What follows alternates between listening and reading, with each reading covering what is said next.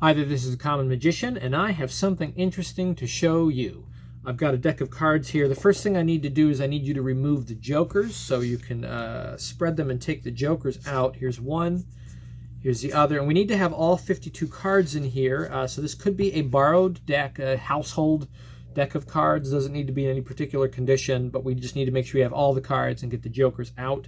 And I need you to shuffle them. So if you could just shuffle the cards and make sure that they are completely mixed up and that you're satisfied that there's no way that I or you could know the position of any card in the deck. And once you're done with that, set the cards right here on the table. And I need you to think of and name any card at all that comes to mind. Let's say you say something like the Seven of Spades. Seven of Spades. Okay. Now I need to prove something to you real quick. Could you please take the cards and that you shuffled and turn them face up right here on the table? So if you turn the cards face up, very good. And then if you could just cut approximately half off of the deck there, just like that, and then set it face down right here. So you cut into the middle of the deck. And you can see right here that we don't see your Seven of Spades, right? So it's not on the bottom of the deck, and it's not anywhere in the middle of the deck. Can you take this top part, this original top part, turn it back over and put it back together? So if you place it right back on here. So this is the state that you left it in right after you shuffled the cards. And you can see here the Seven of Spades at the top of the deck that you shuffled and you placed right here. So this is the trick that cannot be explained. Okay, it's a demonstration of that, and I want to demonstrate to you a theoretical idea here that I want to do a little series on. People will have different feelings about this, but you often hear people, magicians, talk about, it's kind of the fad over the last 10 years or so, to talk about jazzing with a mem deck, jazzing with a memorized deck. This phrase jazzing, I've talked about this before. As a musician, right, jazzing, playing jazz music, or improvisation is what you're saying, improvising. I think that's a much better term, right? Improvising with a memorized deck. I think we should just really say that rather than jazzing. Jazzing sounds cooler, I guess. But improvisation is really the use of a vocabulary that is pre-existing.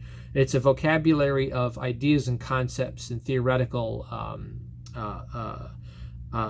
ideas, tactics that you have at your fingertips, right? On the tip of your proverbial tongue, that you can use at a moment's notice to string together a complete thought, a complete idea. That's what jazz music is. So jazz music is when people, they learn a vocabulary of scales, patterns, arpeggiations, chordal progressions, rhythmic figures, various kinds of different musical elements that can be put together to create, hopefully, a fairly diverse vocabulary that can be called upon in a moment's notice. So the jazz musician is never really saying anything new, at least on the micro level. They're always restating things that they have said before at the micro level, but on the macro level, at the full solo level, they're always saying something new. They're stringing together these vocabulary words to create a new thought every time they go to play, even though at the more finite level, they're really using things that they have uttered over and over and over again many times before in the practice room and in performance. So it goes with memorized deck improvisation. The idea there is that you have a deck of cards that is in a known order that you can always depend upon. That's the vocabulary in order to create an amazing moment, right? I want to talk with you about something that no one ever talks about, though, at least in this context. And I think it's probably more worth it as a legitimate theoretical concept than using a memorized deck, and that is jazzing with a shuffled deck in use, right? Think about it. Any card trick that you know that uses a shuffled deck in use is really a piece of vocabulary upon which you can create your improvisational set, right? A vocabulary from which you can improvise. But it's using a shuffled deck in use, which in a sense should have more impact and more power, because it really does allow you to turn the cards over to the spectator and have no control. I want to do a series here on that concept, on that idea, taking very simple controls and ideas, the methods and tactics that can be kind of pulled out of other tricks, larger concepts, more complete concepts, and used piece by piece in a modular way to generate an effect.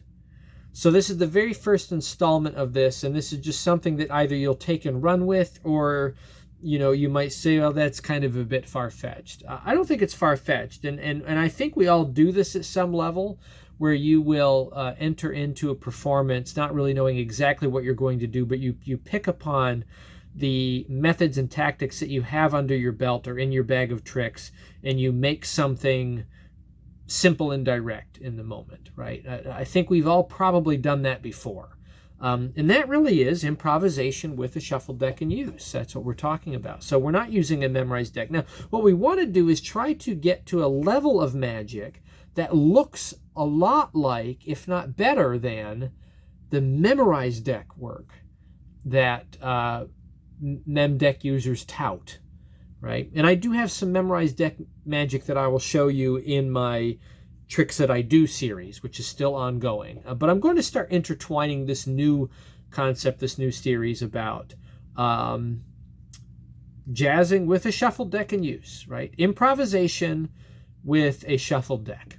That's what this is going to be about, to really see if we can up our game here on those moments when we're asked to do something and there's a deck of cards available and you can do something that's absolutely amazing and mind-blowing. Now, let's talk about this. This is our beginning. This is the very foundation, the very beginning of the series. What is going on here? You can see what's going on as I have chance. I am using chance to get an amazing result. So this was just a chance ending. I had 4 outs, and on the 4th out, the card showed up, right? But there is an order to this that gives us opportunity, and also an order to it that makes the later outs feel like they were always the point. They were always the plan, right?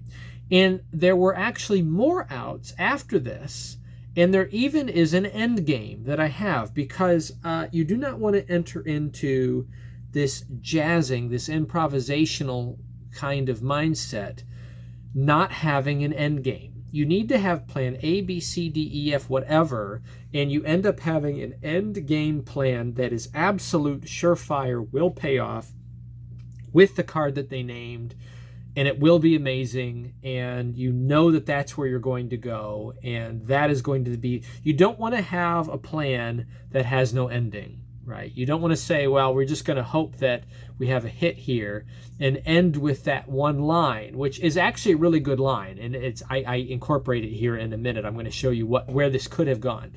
But that line was, that would have been a good trick, though, wouldn't have, right? That comedy line. That's a great out. That is a great line, but it doesn't have to be the end. That doesn't have to be your end game, okay? It can be part of what you're doing, but it doesn't have to be the end game. You can actually have a clearly defined way to conclude this. So let's play this out again and see if none of these outs hit, and how would this work if our opportunities didn't pay off. Before I do that, I want to talk quickly about Vernon and the trick that cannot be explained, because that's really what we're doing here, right?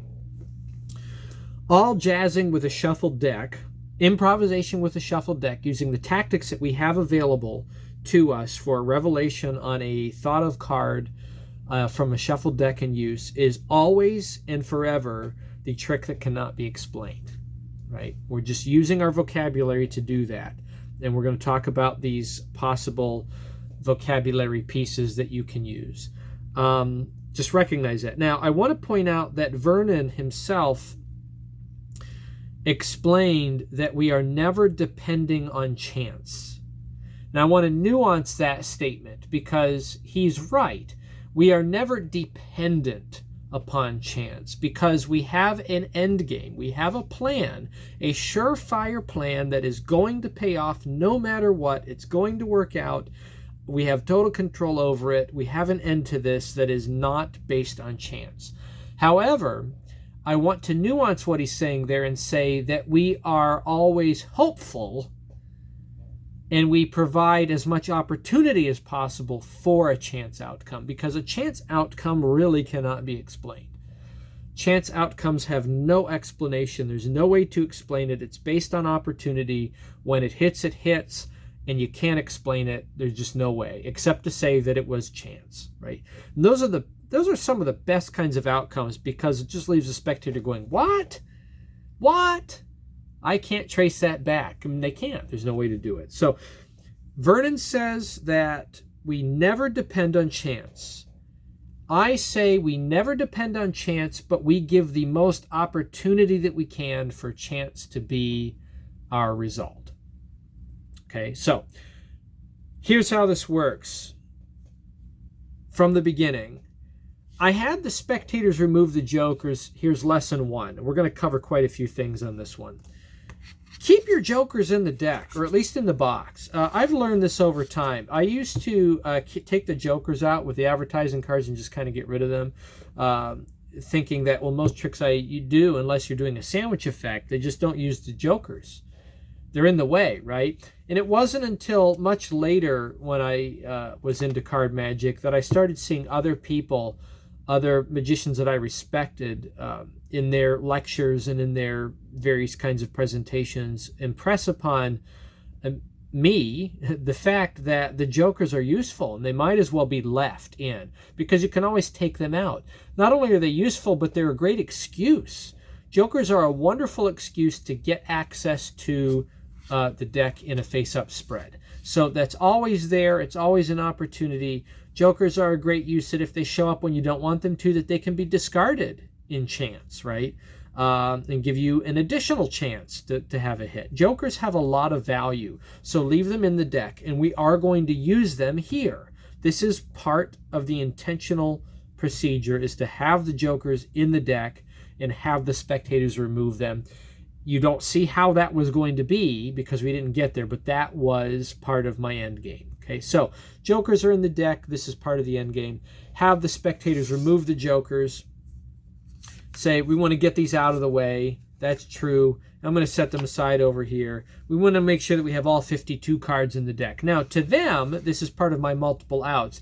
These are not important, but really they're vital.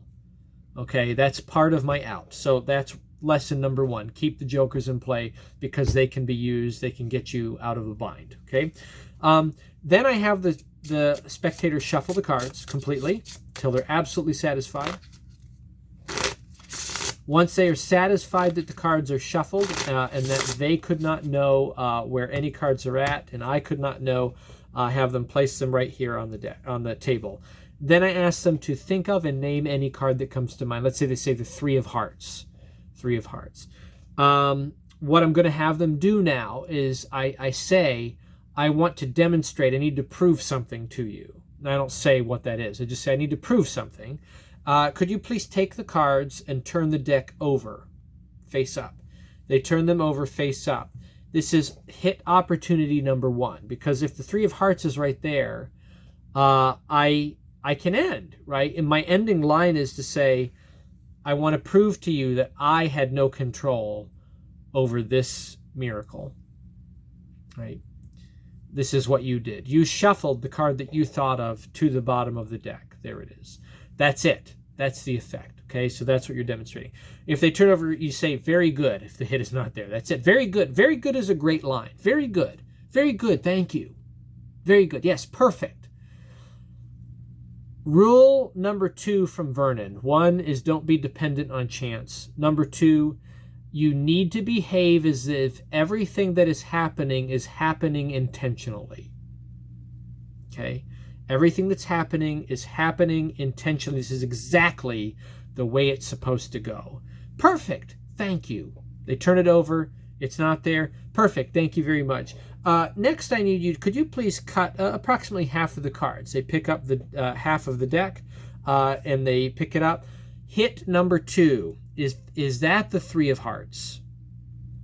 It is not the 3 of hearts. As soon as I see that it's not the 3 of hearts, I say, good, and please turn this pack face down and set it right here. They set it down like that. I say, thank you very much. Then I reach out. I do this myself. I haven't changed the order or anything. I'm not muddling around with the cards. I just take control. I reach out and I pick up this card here, which is the card they're cutting to, and I show it. No 3 of hearts. I don't say that, but I see that it's not. I say, you can see that we don't have the 3 of hearts. Your card is not in the middle of the deck. It is not on the bottom, and it is not in the middle. Could you please take the top and turn it back over and set it back on top of the deck the way we started? And this is where I ended up in the demonstration that I had. So I just had 3 opportunities for a hit that would have played great. Right? I could have had them show it on the bottom. I could have had them cut directly to it. I could have had them cut to it and I show it here. But now I'm back full circle, back to the deck sitting on top. And now I can play up the fact that it is not on the bottom. It is not in the middle of the deck. I have no control over that. And yet you can see right here, and I say yet you can see, as if this is something different. But yet, I could mean that this is more of the same, right? It's very ambiguous terms, yet, using the word yet. And yet you can see it is not on the top either. This was hit number 4, which is where we ended the last time. So without having to go through all that again and try to make it happen, you can see I have 4 hits out of 52, right? 4 hits. So that's essentially 1 chance in 13. I have my odds are now down to 1 chance in 13 that I hit their card. We're going to do even better than that. I'm going to add at least 2 more, okay? So I say, you can see it's not here. And what I'm demonstrating is that I do not have control over these cards. I don't know where it's at. You shuffle the deck. We know where it is, and it's not on the bottom. It's not on the top. It's not in the middle. Here's another terminology I want you to use, or I want you to be aware of. I love this one. I use it as much as I can. From David Berglas that he uses quite frequently is, and I wouldn't take credit for it. Right? He likes to say, if your card is on the top or the bottom, I won't take credit for it. What that means is that he would say that if it shows up there, he would say, how did you do that? As if you're taking credit for it. That's still amazing whether he takes credit for it or not, right? And I like to use that line because it does kind of downplay procedure quite well. I get there, I have 4 misses, but they don't have to know that I'm trying to get hits. I say, it's not on the top, it's not in the middle, it's not in the bottom. On the deck that you shuffled, I have no control, so I can't take credit for it, right? And then I use the word yet again. Yet, if we try something very unorthodox, I think it was at 3 of hearts, is that what it was? I think, as I said, I've lost track. Let's say it's 3 of hearts. If we did something unorthodox, like spell, T-H-R-E-E, and I turn this way and I take a look and I can see in glance that it's not the 3 of hearts, and I can set it down and then I can continue. H-E-A-R-T-S,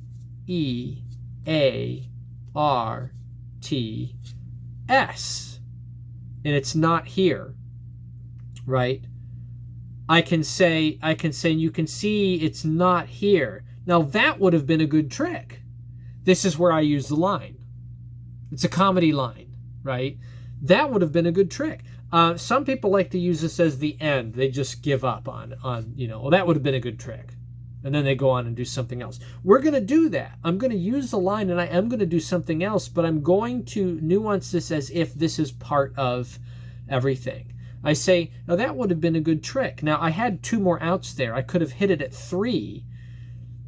And think about what I'm coming off of linguistically. I say, yet, if we do something unorthodox like spell, T-H-R-E-E, we find your card right there. That's the hit. I get to E, and I keep going, it's not it. And I get to the end of S, right, hearts, S, we find your card right there. It's just as free, right?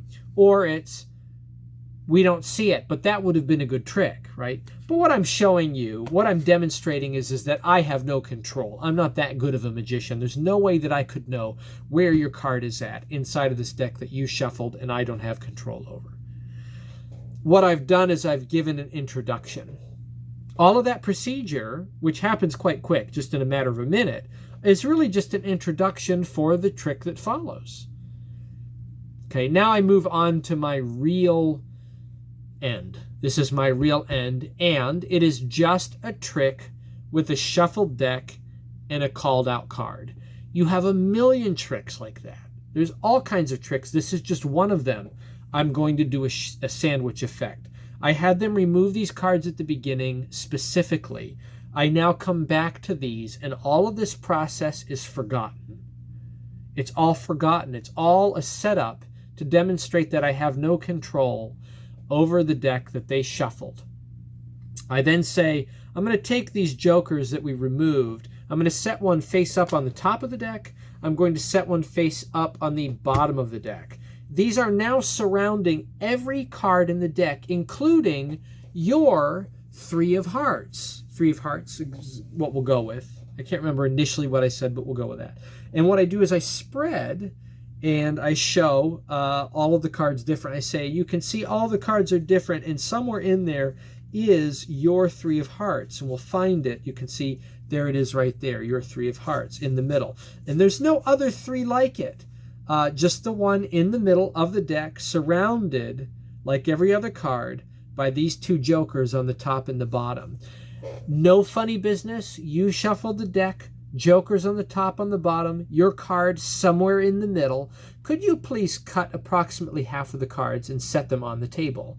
They do that. And I say, great. Could you please take the rest of the cards and set them on top of that? What we've done now is we've taken the jokers from the outside and we've brought them to the inside. And something amazing has happened. Could you please pick up the cards, turn them face down, and spread them out?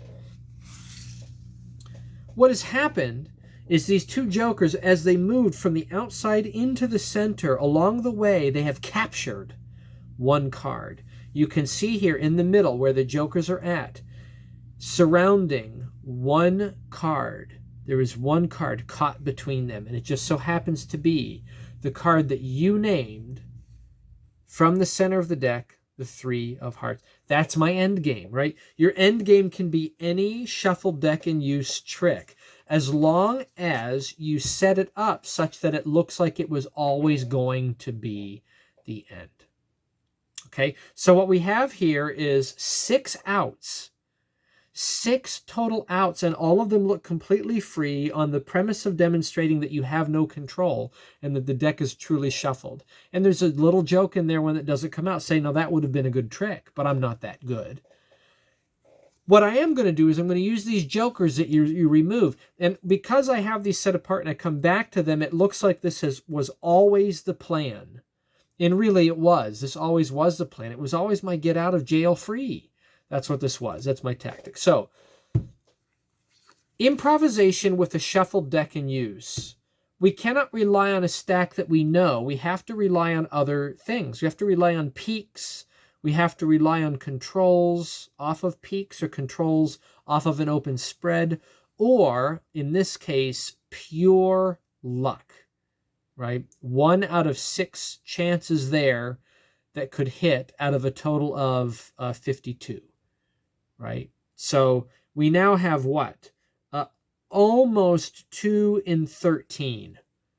Right? It's almost 1 out of, it's like 1 out of 7 chances that we get a hit on those multiple outs there that we have. Those odds aren't bad. You can see that it hit at the beginning, and it hits about at that rate, about 1 out of every 7 times that you'll get a hit, either when the cards are turned over, when they cut into it, when they turn over and you check for the card they cut into, when the cards are replaced back on top and you check the top card to demonstrate that you don't have control. It's not on the top, it's not in the middle, it's not in the bottom, and I couldn't take credit for it if it was, because you shuffled the deck. There's that line there. Even if we did something unorthodox like spell it, Fivespades,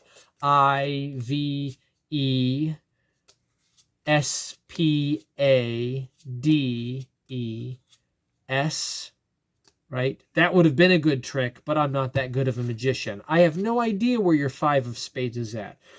But we do have these jokers over here that you removed. I'm going to set one on the top, one on the bottom. It's all according to plan. It's going exactly the way it's supposed to go. Improvisation with a fully shuffled deck in use, first installment. So, some things for you to consider.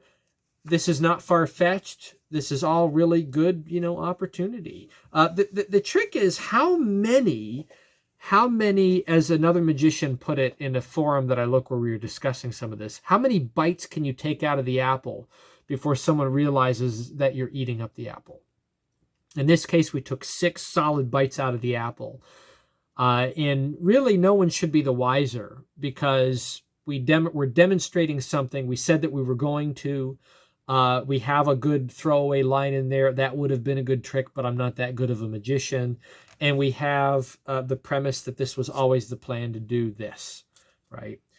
It should fly very well if you design carefully and meticulously. What you should not do with this, as with jazz music, is you should not just go into it without prepared vocabulary. You need to have vocabulary ready. You need to know what all the options are.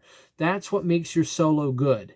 Your solo is good when you have a wide, vast vocabulary that you know you can pull from, and you've played it all before, and you can string it together because you strung it together before, yet you're saying something new, because this string of vocabulary is a little different from the last one and the one before it, and such and such. Okay, so anyway, some things to think about. The first in a series that hopefully will be a lot of fun here. Improvisation with a shuffled deck in use. Real work with a real borrowed deck. So good luck with that. Happy magicking.